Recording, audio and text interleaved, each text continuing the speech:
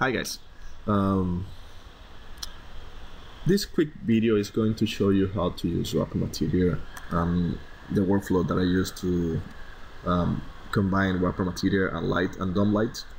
So first thing I want to place, well the idea is to try to put this dragon on top of this Iceland table on the kitchen.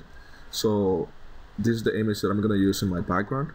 You can do it in Photoshop, but I want to show you how to create how to put the Iceland or the image directly into V-Ray and also directly into the render. First step is going to the viewport properties and enable the wallpaper and place the kitchen on the wallpaper. I want to use in color. Also, I like to increase the viewport to match the aspect ratio of the image. So I'm going to increase that. There we go. So then I want to get exactly the same aspect ratio in my render. So I'm gonna click get aspect. Seem to be 1 by 1, which is, let me put 1 here, which is great. Next step is try to match the Dragon camera or the Rhino camera with the camera of my image. I'm going to do a quick matching. I'm going to try to use the grid to match the camera. I think the grid is matching good in this way, but not in that area. So I'm going to change the length to 35. And then I'm going to try to match again the camera, which is not matching at all. So I'm going to reduce this guy to 24. And I'm going to try to match again the same perspective. Actually, I think this match pretty close. So let's use 24 for now. You can keep trying to match in a different way that you usually do, but I'm going to use 24 for my length. Okay. Next step is going to create a plane for my wrapper material in which I'm going to cast shadows.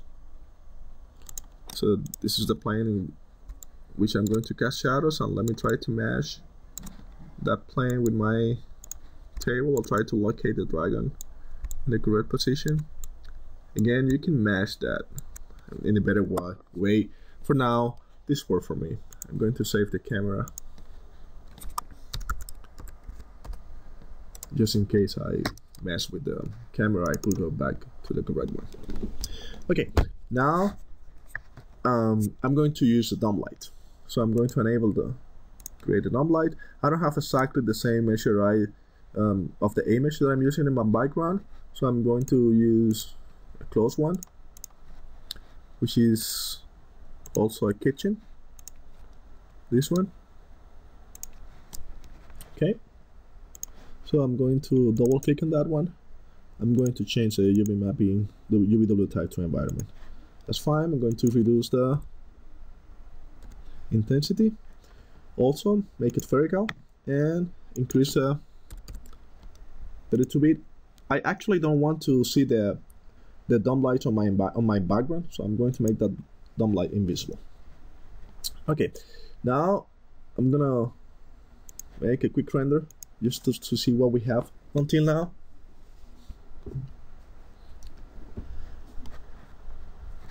So here we go. We have some shadows there.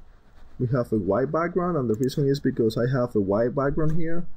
I don't need my GI skylight anymore because I'm using dumb light. So what I want to do is place the flat image on my background. So I'm going to select on the M and select the kitchen to put in my background. I'm going to select this one to environment. I'm going to click OK. I'm going to make a render just to show you that we have the wrong environment on the wrong background. See, we don't have anything close what we have in the viewport, because right now we are wrapping the whole image around the 360 sphere in my environment. So the idea is to have a flat projections. So I'm going to change the spherical mapping type to screen. Now when I click render, I'm gonna have the correct projection on my background. You can see my image have the wrong gamma, so I have to click on the M and change the gamma correction to sRGB. So now in my render, I'm gonna have the correct gamma for that image. Now the last step is to create a wrapper material to cast some shadows on a transparency plane, because right now my plane is not transparency. It's not transparent, so I want to create some to make this plane 100% transparency. I'm gonna click on the M. I'm gonna click on one wrapper material. I'm gonna rename the material to wrapper. Right, but I also need a base material for that wrapper material. I'm going to create a standard material. I'm going to rename that material to for wrapper or white, whatever you want, and I'm going to change that color to close to white. Okay, now the wrapper material is here. I'm going to be sure that I have the for wrapper material on the sub material, on the base material, and I'm going to apply that wrapper material to my selections. I'm going to make some render here. I'm going to show you a couple things about the wrapper material, and right now I'm not gonna change any setting at all, so I'm gonna let the wrapper material by default. When I click render, you're gonna see that basically I have the same condition, nothing changed. If I enable the made options, what the made option really does is convert that plane to be 100% transparent, to have 100% transparency. But I'm not gonna have any kind of shadows, because I'm not casting shadow. I'm just making that plane 100% transparent. So when I enable shadows, now I'm gonna have a transparency plane, and also I'm gonna be casting shadows on that transparency plane. Okay, but if you look the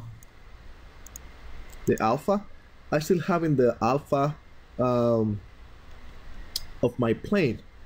If you want to tweak this a little bit more in post, we should get the correct alpha. So if I enable the alpha and click render, I'm still having the same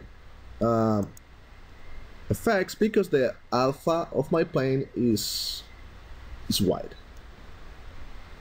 So the idea is to change the alpha contribution to -1.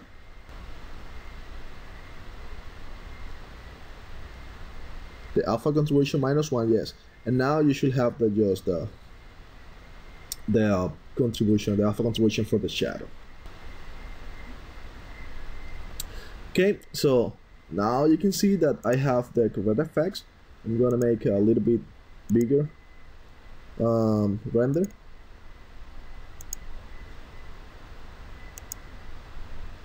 And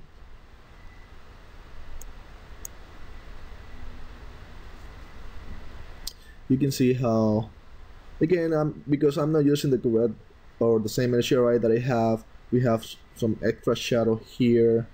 You could reduce the plane to avoid to cast shadows in that plane, or you could actually try to have a better HDRI, but in this case, you know, it's just a quick tutorial.